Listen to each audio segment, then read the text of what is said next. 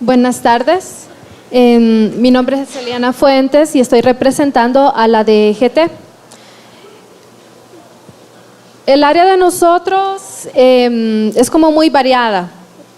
Nosotros básicamente en base a las necesidades que vamos notando, vamos creando recursos y así es como nació Lumine, que es un banco de objetos de recursos de aprendizaje.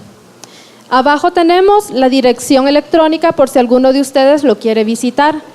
Si termino en menos de 10 minutos, les voy a hacer una visita guiada ahorita. Si no, pues ahí tienen la dirección.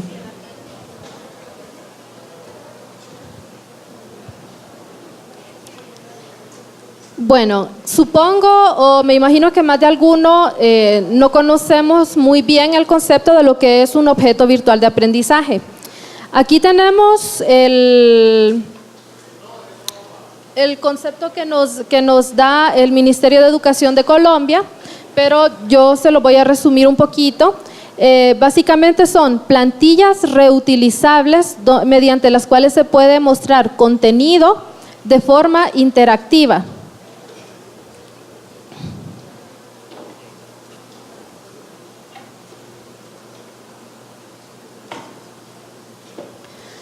Algunas de las características de los objetos de aprendizaje son las siguientes. Hay muchas, pero de acuerdo a lo que nosotros nos hemos planteado, estas son las que tomaríamos en cuenta. La accesibilidad. Esto quiere decir que podemos revisar los recursos desde cualquier lugar donde estemos y tampoco importa el tipo de dispositivos mediante el cual lo estamos viendo. Es decir, es compatible con los móviles. Es interactivo, ya no nos conformamos con simplemente mostrar los conocimientos a través de un PDF, sino que queremos que sea el estudiante o el usuario final quien construya su propio conocimiento a través de la interacción con el objeto de aprendizaje. La reutilización, porque la plantilla podrá ser usada para contenidos diferentes. Educativo, obviamente, interoperativo, porque queremos que este repositorio sea integrado a diferentes sistemas, de los que voy a hablar un poco más adelante, y sería autocontenibles, porque tiene dentro del objeto de aprendizaje todo lo que necesita para construir el aprendizaje, y almacenables.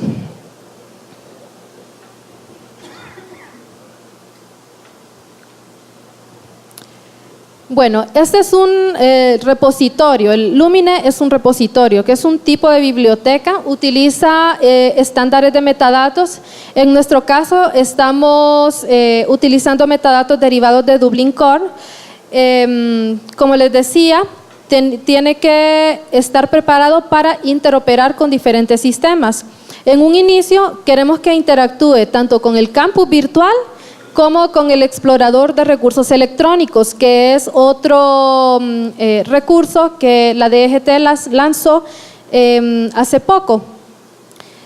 El explorador de recursos electrónicos básicamente sirve para que cuando usted quiera encontrar un recurso, pone un determinado tema y encuentra absolutamente todo tipo de material, ya sea en PDF, ya sea en audio, en video o un objeto de aprendizaje. Y lo queremos integrado al campus virtual porque al fin y al cabo lo más importante de todo es que estos recursos se pongan al servicio de la educación y de los procesos de aprendizaje.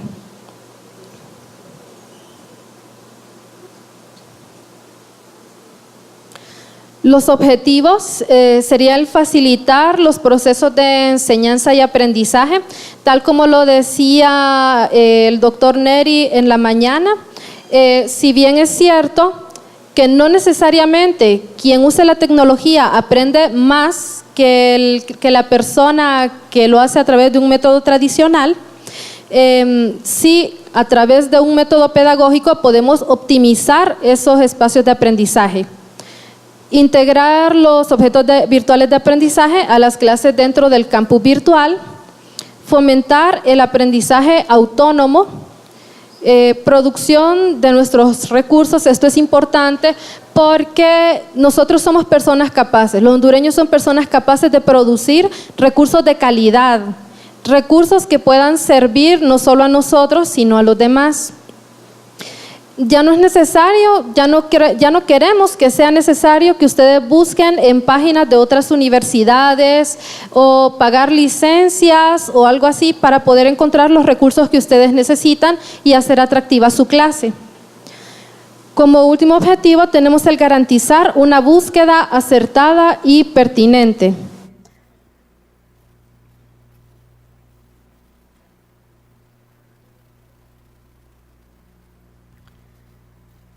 Bueno, todos estos recursos innovadores están basados en estos 4 aspectos. En la ley orgánica, que dice que la UNA es la responsable de fortalecer e innovar los procesos educativos. En el plan estratégico, implementando el modelo de innovación educativa al currículo, a las estrategias de enseñanza y aprendizaje y a los materiales didácticos en general. Las normas académicas, donde se trata de incorporar a la UNA a la educación virtual pre- y posgrado. Y también sin importar las modalidades. Es decir, que estos recursos no solo están diseñados para las clases totalmente virtuales, sino que las pueden usar incluso los que están utilizando las aulas virtuales como apoyo a la educación presencial. Finalmente, el modelo educativo, en concordancia con lo anterior, plantea la integración entre la educación, la ciencia, la cultura y la tecnología para el cumplimiento de los objetivos curriculares.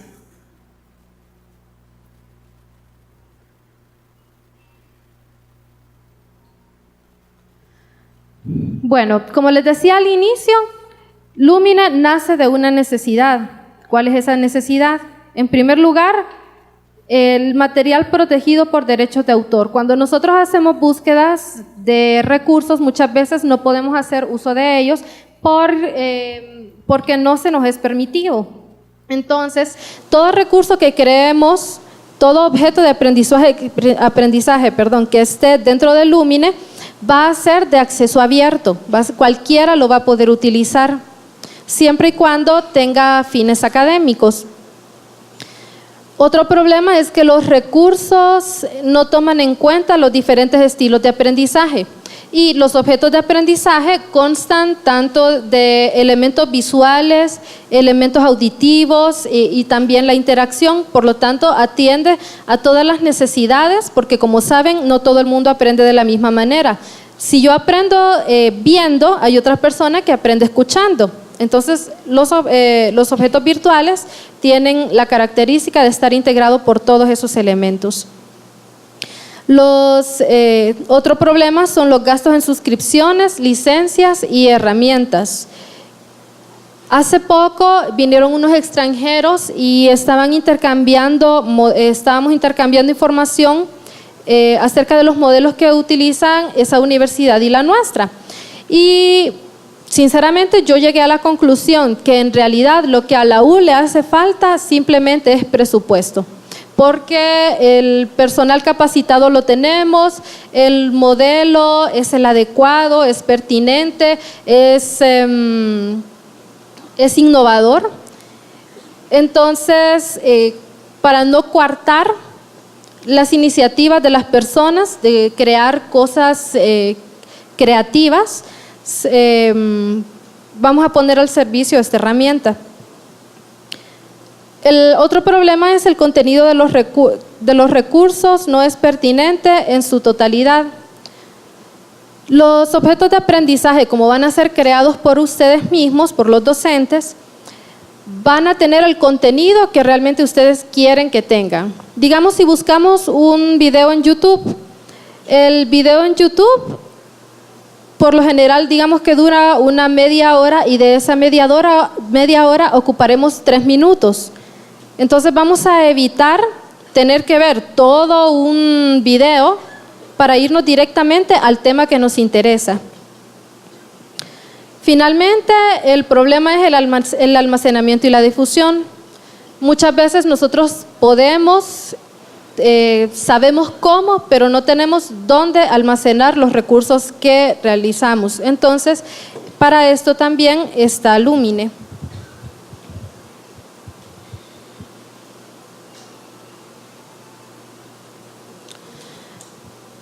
Bueno, Lumine consta de los siguientes elementos. Es una comunidad virtual.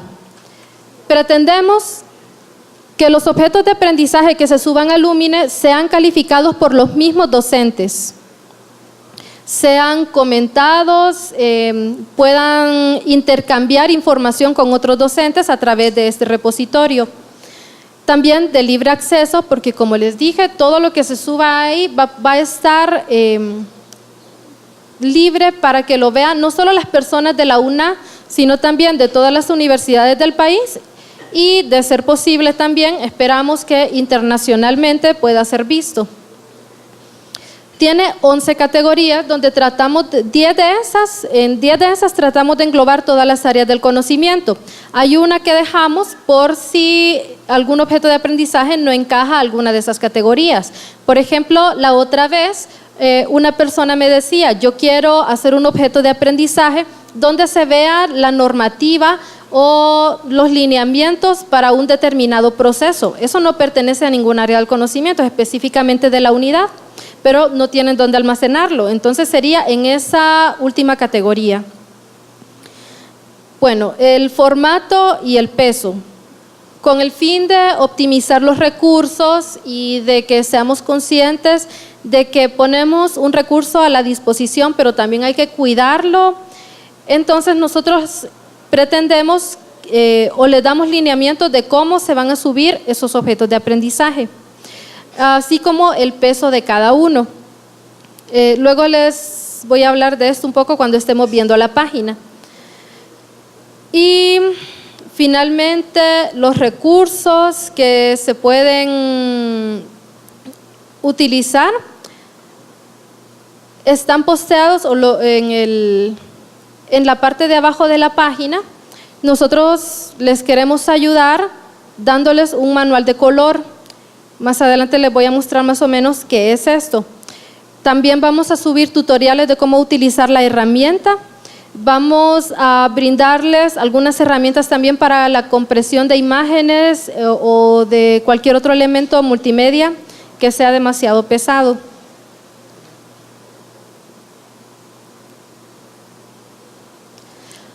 Este Lumine se acaba de lanzar, por lo tanto en realidad no les puedo hablar de resultados, así que les voy a hablar de expectativas. En primer lugar es ampliar la cobertura, que el conocimiento llegue a todo lugar sin importar el cómo. En segundo lugar, posicionar a la UNA como universidad que se vale de las nuevas tendencias tecnopedagógicas. En tercer lugar, que el 50% de los docentes lo implementen en sus asignaturas. Alguien me comentaba que esta expectativa es como muy ambiciosa, pero ¿por qué no? Yo creo que si desde el primer momento en que nos planteamos metas poco o fácilmente alcanzables, nos estamos limitando a nosotros mismos a no tratar de exceder lo que podemos hacer. Otra expectativa es que el 30% de los docentes sean autores de objetos virtuales de aprendizaje. Para esto vamos a implementar estrategias donde se les va a enseñar cómo realizar objetos de aprendizaje y se están gestionando licencias de algunos software que no son libres para que ustedes puedan realizarlo desde la comodidad de su computadora.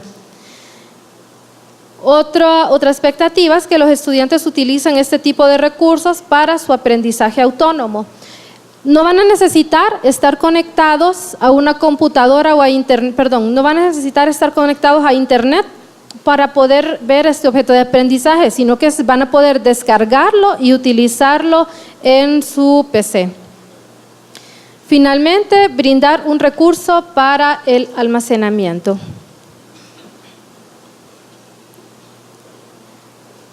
Y bueno, ahora voy a pasar a enseñarles la página.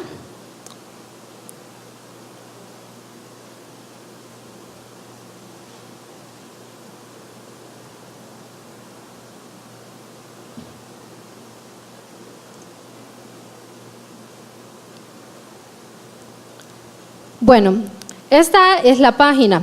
Ahorita lo que van a encontrar dentro de la página solo son algunos ejemplos de lo que son objetos de aprendizaje, porque como les decía, pretendemos que sea el mismo docente quien enriquezca la herramienta, no vamos a ser nosotros. Si ustedes se fijan en la parte de arriba, tenemos un icono que dice iniciar sesión. Esto aplica únicamente para la comunidad universitaria de la Autónoma, porque los de la Autónoma van a tener ciertos privilegios que las personas ajenas a la institución no. Por ejemplo, como les decía, el descargar los objetos de aprendizaje solo lo podrán hacer las personas que estén logueadas. En la parte también, aquí tenemos la cuestión de las políticas. Sí es bueno que las lean para que estén enterados de qué se permite y qué no se permite.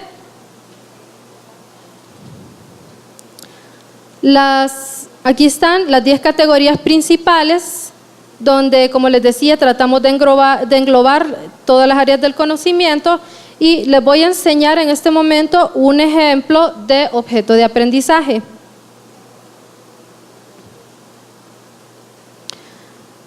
Como les decía, es para presentarlo de una manera interactiva. Entonces, cada vez que yo doy clic va a suceder algo.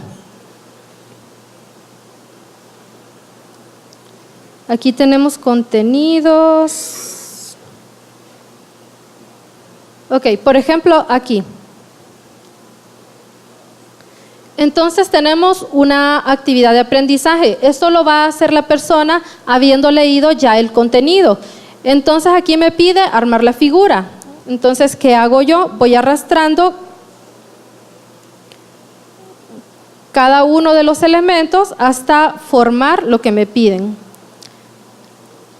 Bueno, este objeto de aprendizaje yo ya lo conozco, ¿verdad? Y por eso es que lo puedo armar tan fácilmente. Pero por lo general a las personas les cuesta. Si ustedes se fijan, esto es tiene como elementos lúdicos. Y eso permite, se me fue. Bueno, eso permite que, y me da la retroalimentación, ¿verdad? Esto permite de que el elemento se vuelva atractivo para el estudiante. Si ustedes leen literatura acerca de lo que produce el estudio en los millennials, van a ver que ahora las personas se han vuelto multitask. Ya no pueden enfocarse en una sola tarea, ya con poner atención les cuesta bastante. Entonces tenemos que crear cosas que sean más atractivas para lograr focalizar a un estudiante. Y bueno, creo que se me acabó el tiempo, así que si tienen preguntas, como les digo, yo pertenezco a la DGT, estoy en el área del CRA, y pueden escribirme al correo de Campus Virtual, soportecampusvirtual@una.edu.hn, si tienen alguna pregunta.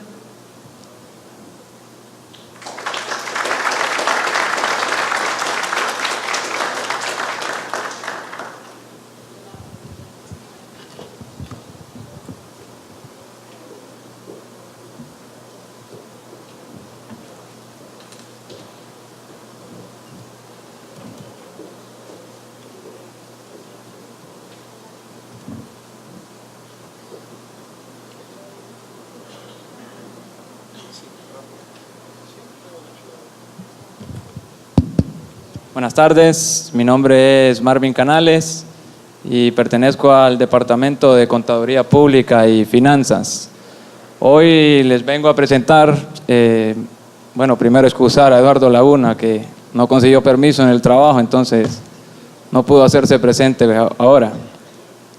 Entonces, lo que les voy a presentar es a Hermit. Es una plataforma educativa que se hizo para el aprendizaje de la clase de Contabilidad 1. Hasta el momento está en el primer parcial.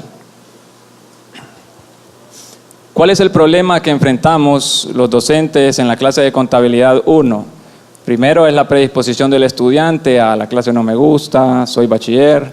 Entonces hay bastantes obstáculos que hacen que el estudiante no se motive en querer aprender los contenidos del primer parcial de la asignatura de contabilidad 1, que son básicamente la clasificación de las cuentas en los estados financieros. ¿Cuáles fueron nuestros objetivos? El objetivo principal fue crear una plataforma para el aprendizaje de contabilidad 1. Luego vienen los objetivos específicos, que era desarrollar los aplicativos para juegos, implementar el módulo para el juego de clasificación de cuentas y aplicar retroalimentación para cuando el estudiante jugara, ahí nomás tuviera la retroalimentación y mediante el juego él pudiera estar aprendiendo. Aquí vemos términos como el de gamificación, que básicamente es convertir tareas monótonas y rutinarias, que en el caso de contabilidad 1 es lo que conocemos como el garrote, porque se tienen que memorizar todas las cuentas y la clasificación de las mismas y las definiciones. Entonces lo que buscamos fue hacer ese proceso un poco menos tedioso e incentivar al alumno, como dice aquella empresa de juegos, para aprender jugando, que el alumno no sintiera que estaba por una clase porque tiene que pasar la misma, sino que le incentivara a querer aprender. Aquí venimos un poco a lo que fue la metodología. Igual al final, si está la conexión, les voy a mostrar un poco lo que es la plataforma. Entonces, lo primero fue diseñar la misma. Surgió el problema. A los alumnos no les gusta la clase. A los alumnos les cuesta aprender la definición, les cuesta aprender la clasificación. Entonces, allá por el año 2014 surgió que, bueno, vamos a hacer un juego. Y se diseñó todo en la mente, pero enfrentamos el primer problema. Yo soy contador público, no soy programador. Entonces, en ese tiempo nos tocó el recurso monetario y contratamos un programador para que nos desarrollara el juego. Tuvimos la dificultad de que era en Visual Basic, entonces tenía que descargarlo, luego instalarlo y luego comenzar a jugarlo, pero nosotros no teníamos una retroalimentación de en qué estaba fallando el alumno o cuáles eran las cuentas que él más fallaba. Entonces, luego ya el juego, bueno, la plataforma se hizo con JavaScript, PHP y usando MySQL Server. Entonces, esto facilitaba de que el alumno, teniendo internet y desde cualquier lugar, podía acceder a lo que era la plataforma. ¿Qué módulos se hicieron? Bueno, la plataforma se divide en un módulo de estudiante y un módulo de catedrático. El módulo de estudiante contiene lo que son dos tipos de juegos. Uno, el que llamamos el modo clásico, que es exactamente el que se hizo allá por 2014, que era de arrastre, clasificación de cuentas. Y luego se hizo una especie de modo leyenda, tal vez lo logramos mostrar, que ya iban aviones con nombres de cuentas y ahí había un high score dependiendo del puntaje que usted hiciera. Y luego está el módulo de catedrático. ¿Para qué hicimos el módulo de catedrático? Cuando el alumno se registra, él puede seleccionar el catedrático con el que lleva la asignatura. ¿Qué es lo que hace eso? Cuando él juega, va alimentando el módulo de catedrático. Entonces, yo, Marvin Canales, ingreso al módulo de catedrático y puedo ver lo que mis alumnos estuvieron haciendo. Puedo ver la cuenta que más fallaron, puedo ver las partidas terminadas, los alumnos que se registraron. Entonces, servía para darnos una retroalimentación de qué debilidades tenían los alumnos al momento de que nosotros estábamos enseñando la clase. Y ahora viene la medición. ¿Qué sucede? En el módulo de estudiantes, el alumno arrastra la cuenta dentro de las clasificaciones que hay, que activo corriente, no corriente, todas las que son de estado de situación financiera y estado de resultados. Cuando él arrastra, automáticamente aparece una ventana emergente y le dice si está bueno o malo. Aparece la definición de la cuenta y dónde se clasifica. Esto le permitía al alumno, cuando fallaba, saber por qué estaba fallando y a dónde debía clasificar la cuenta. Y los docentes, al poder ver partidas terminadas, cuando se ve las partidas terminadas, se ve cuántas buenas tuvo el alumno y en cuántas falló. Entonces lo que se hace para dar el puntaje es que tienen que sacar 52.0 porque son 52 cuentas las que aparecen. Ahora, lo que hablábamos, ¿qué es lo que contiene la plataforma? Tiene el módulo de estudiante, como les comentaba, tiene el módulo de catedrático, también hay una sección que son materiales explicativos, por el momento son PDFs, pero el objetivo es que sean e-learnings. Hay un foro, que el foro ya está creado, solo que no lo hemos compartido todavía. Y los juegos que están en el módulo de estudiante, que son el modo clásico y el modo leyenda. Ahí está una imagen de cómo se ve el modo leyenda y el modo clásico. Esas son preguntas de los alumnos y ahora vienen las lecciones aprendidas y las conclusiones. Bueno, lo primero es que hay que tratar de motivar al alumno a aprender las asignaturas que damos. Esta es una de las formas, mediante la gamificación. Aquí dependemos de qué clase nos asigne el jefe, entonces por eso la comparación es de un periodo 2015 a uno 2017, porque en el 2016 no impartí la asignatura de contabilidad 1. En el 2015, el segundo periodo, no se aplicó el software, la plataforma, y sí se aplicó en el primer periodo 2017, y en el primer parcial, sí, sabemos que hay diversos factores que influyen en las notas de los estudiantes, pero hubo un aumento en el porcentaje de aprobación de un 14%. ¿Qué problema enfrentamos? Quizá algunos docentes, la mayoría los más jóvenes, sí están interesados en aplicar este tipo de formas de enseñanza, pero encontramos un bloque bien fuerte con otros compañeros de ya un poco más años de experiencia. Entonces, aquí termina, pero les voy a mostrar un poco lo que es la plataforma.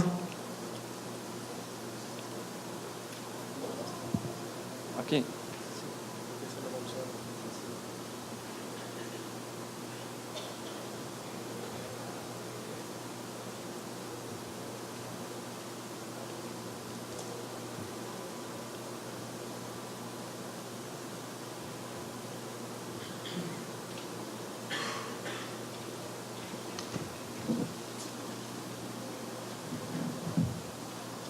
Entonces, no tenemos diseñador gráfico, ahí puede ver usted la interfase que el alumno cuando ya está registrado solo tiene que anotar su número de cuenta y su contraseña.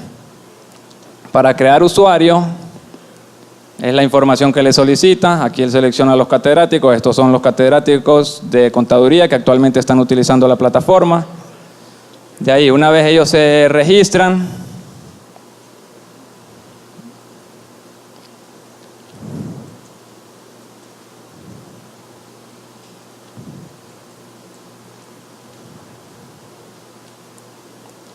ellos ya ingresan a lo que es el módulo de estudiante.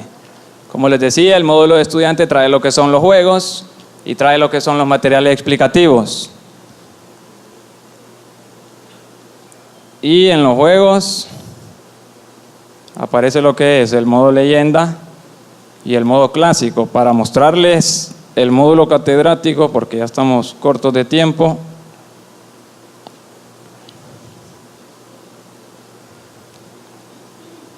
entonces el maestro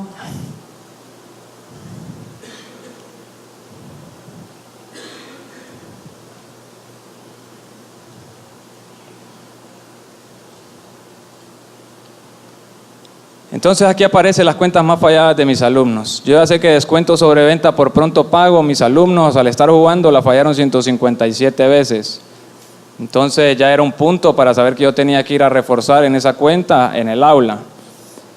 Ahora venimos a las que son partidas terminadas de mis alumnos. Como les decía, me aparece el nombre del alumno que jugó, cuántas buenas y cuántas malas.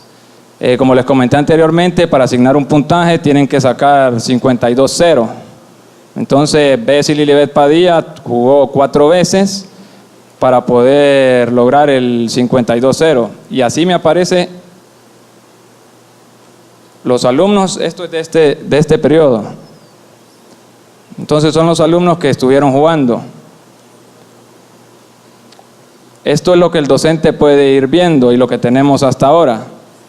Esta es la parte que ya se hizo. Lo que se busca primero es completar la clase de contabilidad 1. Ya están juegos del segundo parcial, hay minijuegos para el tercer parcial. Se tiene que adaptar al celular porque solo el modo leyenda se puede jugar mediante dispositivos móviles. No se ha adaptado que con el touch se pueda arrastrar las cuentas. Y lo que se busca es hacer un universo de conocimiento. No solo la clase de contabilidad 1, sino cualquier cosa que usted quiera aprender. Ingrese a la plataforma y van a haber juegos para un aprendizaje más sencillo. Muchas gracias.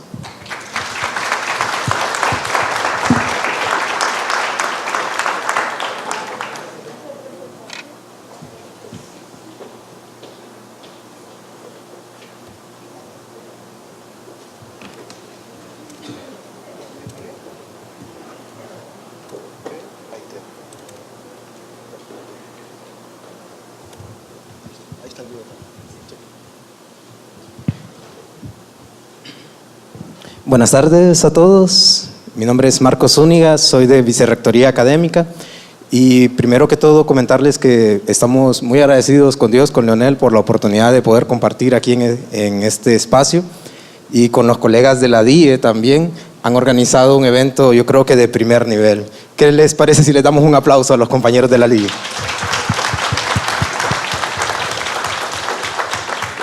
Esta semana trataba de comunicarme con varios de ellos y no, es que ahorita estoy con lo de la jornada, que ahorita estoy con la... Bueno, aquí están los frutos, ¿no? Y en realidad a nivel ya personal es también un honor para mí compartir este trabajo con uno de los profesores más innovadores que ha tenido nuestra universidad en los últimos 15 años, quien además es mi hermano. No lo digo por eso, lo digo porque es verdad. Dale ahí. Entonces nuestro tema... perdón, regresa. Nuestro tema es... Gestión de la innovación educativa mediante el marco TIPAC. Y la primera pregunta que nos surge es, ¿qué es eso de TIPAC? Esa sería la primera pregunta, ¿verdad? Entonces vamos a ver primero los antecedentes. Y es una ampliación de un concepto que viene de hace unos 30 años para acá, más o menos de los 80s. Y viene de un estudioso que se llama Lee Schulman y fue algo más popular pues, en las universidades en Estados Unidos y en el Reino Unido. Y le llamaban conocimiento didáctico del contenido, PSK en inglés. Ese conocimiento didáctico del contenido planteaba Schulman en su momento que un profesor tenía que tener por lo menos 2 conocimientos para ser un buen profesor. El primer conocimiento es el conocimiento del contenido o conocimiento disciplinar. Un profesor de matemáticas tiene que saber de matemática. Un profesor de inglés tiene que saber de inglés. Un profesor de tecnología tiene que saber de tecnología. Pero además se ocupa un conocimiento de la didáctica o un conocimiento pedagógico para saber explicar bien. Ahora, eso no necesariamente es CDC todavía. Puede ser que una persona tenga conocimiento disciplinar y puede ser que también tenga un conocimiento de la didáctica, pero todavía no ha llegado a ese punto del conocimiento didáctico del contenido. Eso se explica mejor en la siguiente diapositiva. Y es este ejemplo como para ver en el lado izquierdo, si nos fijamos, este profesor implementa un conocimiento didáctico del contenido. Es decir, él tiene 3 temas que va a dar. Por cada tema, él sabe qué herramienta o qué recurso didáctico es mejor para lograr un máximo aprendizaje. ¿Por qué? Porque él, para el tema A, decidió voy a usar mapas conceptuales. Él sabe que para ese tema voy a lograr un máximo aprendizaje en mis estudiantes, para ese tema. En el tema B voy a usar un aprendizaje basado en problemas o en proyectos. En el tema C voy a usar estudios de casos. ¿Y qué es lo que él obtiene este profesor? Un máximo aprendizaje del alumno en cada uno de sus temas. Si nos vamos al otro lado, vemos un profesor que de repente llevó un curso sobre mapas conceptuales y se emocionó con usar mapas conceptuales y lo implementa en todos los temas, ¿verdad? Y piensa que con esa misma herramienta va a explicar bien, o mejor dicho, el alumno va a aprender bien todo lo que quiere transmitirle, y no necesariamente, porque puede ser que para el tema A le funcione. Ya en el tema B ya tiene un rendimiento más regular y en el tema C pues hay un pobre aprendizaje. Entonces el alumno no se ve bien beneficiado. Siguiente. De ese conocimiento didáctico del contenido hace pues unos 10 años para acá, Kuller y, bueno, este que está aquí es Lee Schulman, ¿verdad? De él, en el 2005, Kuller y Mishra, otros teóricos en Estados Unidos, desarrollaron una ampliación que le llamaron TPCK, que sería el conocimiento tecnológico didáctico del contenido. Siguiente diapositiva. En este, por ejemplo, en este diagrama se explica más o menos cómo es que funciona. Es el mismo concepto. Hay 3 conocimientos que tendría que tener un profesor en el siglo XXI para ser un buen profesor. Primero, un conocimiento disciplinar o un conocimiento de la materia. Segundo, un conocimiento didáctico de cómo enseñarla bien. Y tercero, sería un conocimiento tecnológico de la materia. Ahora, ¿en qué sentido? Si ustedes, por ejemplo, ahora mismo buscan en Google, quiero buscar un software de simulación de moléculas, y le salen 300,000 resultados, ¿va? ¿Cuál es el bueno? ¿Cuál es el bueno para lo que yo quiero? Entonces, claro, tengo que desarrollar un conocimiento tecnológico didáctico del contenido. Y no necesariamente implica que si por ejemplo, si un estudiante tiene un aprendizaje muy alto, no necesariamente implica que tenga un alto nivel de comprensión. Por ejemplo, estaba pensando y recordando cuando era estudiante y llevaba clases de redes, que por cierto, aquí está uno de mis profesores de redes, José Luis, y yo me acordaba de los temas. Hay muchos temas ahí en redes que son un poco teóricos. Los estándares y cómo tiene que ser esto y lo otro, y es teoría tras teoría tras teoría, ¿no? Y uno podría memorizarse, como decía el profesor, uno se puede garrotear eso, pero que el alumno se lo garrotee y se lo sepa de memoria y pueda pasar un examen no quiere decir que tiene una alta comprensión del tema, porque si no ha configurado nada, usando tal vez un simulador o un equipo, entonces pues posiblemente no sabe todavía nada del tema. Sabe tal vez la teoría, pero todavía no tiene una comprensión del tema. Y eso lo podemos ver también. Volviendo a la siguiente, ampliando, o mejor dicho, el ejemplo que teníamos, el profesor del lado izquierdo tiene un conocimiento tecnológico didáctico del contenido. Él sabe que para el tema A, por decir algo, modelos 3D interactivos es lo que va a producir un mejor resultado en sus estudiantes. Y para el tema B, puede usar un software de gamificación como el que nos compartía el profesor Marvin, que es muy bueno también. Ahora, eso no quiere decir que todas las herramientas son buenas para todo. El doctor Neri en la mañana nos decía, bueno, hicimos una prueba con 2 grupos, usaba un grupo software de gamificación, el otro no usaba nada, y salió mejor evaluado el que no usaba nada. Entonces, ahí es donde viene el conocimiento tecnológico o tecnológico didáctico del contenido. Es decir, yo identifico cuáles son las herramientas que realmente me ayudan, porque no es solo innovar por innovar, ese no es el punto. Por ejemplo, al lado derecho lo que vemos es un profesor que no tiene ese conocimiento desarrollado todavía. Y lo que hace es que para el primer tema, bueno, le voy a poner videos de YouTube. Y para el segundo tema también le voy a poner videos de YouTube. Y no tenemos nada en contra de los videos de YouTube, es solo un ejemplo, ¿verdad? Pudo haber sido cualquier cosa. Pero el punto es que a veces nos quedamos solo con las ideas de, bueno, tengo que usar esto y lo voy a meter ahí. Y no necesariamente funciona así. Y pues ahora le comparto a Leo para que él nos cuente cómo él ha aplicado en los últimos años esto en el departamento y en la Escuela de Biología. Muy buenas tardes a todos. Gracias a Dios por esta oportunidad, ¿verdad?, de compartir con ustedes.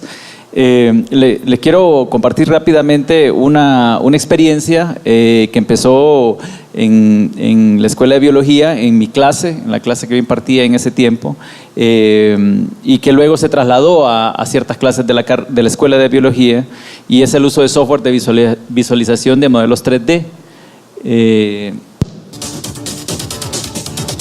Sí.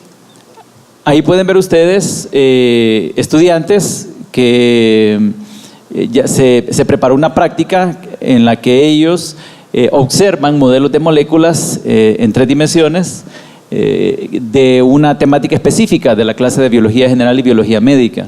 Entonces, en el pasado, los estudiantes únicamente, al abordar el docente el tema de los compuestos químicos que forman los seres vivos, como las proteínas, carbohidratos, lípidos, simplemente se miraban algunas imágenes o esquemas planos. Pero ya a nivel de otras universidades esta práctica es ampliamente utilizada, el que los estudiantes entiendan mejor las estructuras 3D de las moléculas, y hay software gratuitos, hay herramientas gratuitas, los modelos son gratuitos también, uno los puede descargar.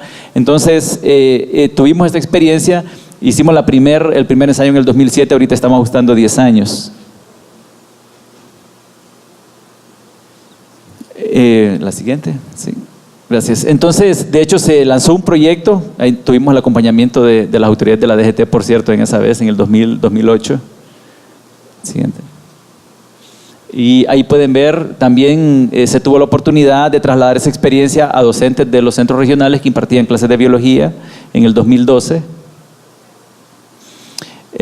Igual se trasladó a profesores del departamento de química, se preparó una capacitación especial para ellos, un poquito más orientada al tema de química. Ellos pues aprendieron a utilizar estas herramientas. La siguiente. Y de hecho el año pasado se terminó publicando un manual, ¿verdad?, de prácticas de visualización de modelos moleculares. Hay 3, una que es RASMOL, es un software gratuito, se usa en biología general y biología médica. Hay una práctica para genética médica que es con una variante que se utiliza dentro de página web, que es JSMOL. Y hay una práctica que se diseñó también para la carrera de biología, en la que los estudiantes miran modelos 3D utilizando lentes anaglifos, que es una de las tecnologías 3D. De hecho, hicimos una evaluación, ahí está, se publicó un artículo en la revista de Ciencia y Tecnología de la DICIP, lo pueden buscar en internet, es una evaluación de un grupo de tecnologías que se aplicaron, incluyendo RASMOL, y uno de los resultados fue interesante. Se le aplicó un instrumento de evaluación a estudiantes que habían cursado la clase de biología general y biología médica, los que habían utilizado el software RASMOL habían desarrollado la práctica, y estudiantes que no desarrollaron la práctica, y una semana después se evaluó cuál era su nivel de identificación de estructuras de compuestos biológicos como proteínas, aminoácidos, ácidos nucleicos, etc. Entonces se notó una gran diferencia en la capacidad de los estudiantes que habían hecho la práctica en poder reconocer estas estructuras. Eso es importante porque a la hora de que ellos avancen en sus carreras puede influenciar mucho en sus competencias, en la comprensión de los compuestos químicos, independientemente de la carrera. Bueno, le dejo a Marco aquí el cierre. Bueno, muchas gracias por su atención y esto ha sido todo de nuestra parte.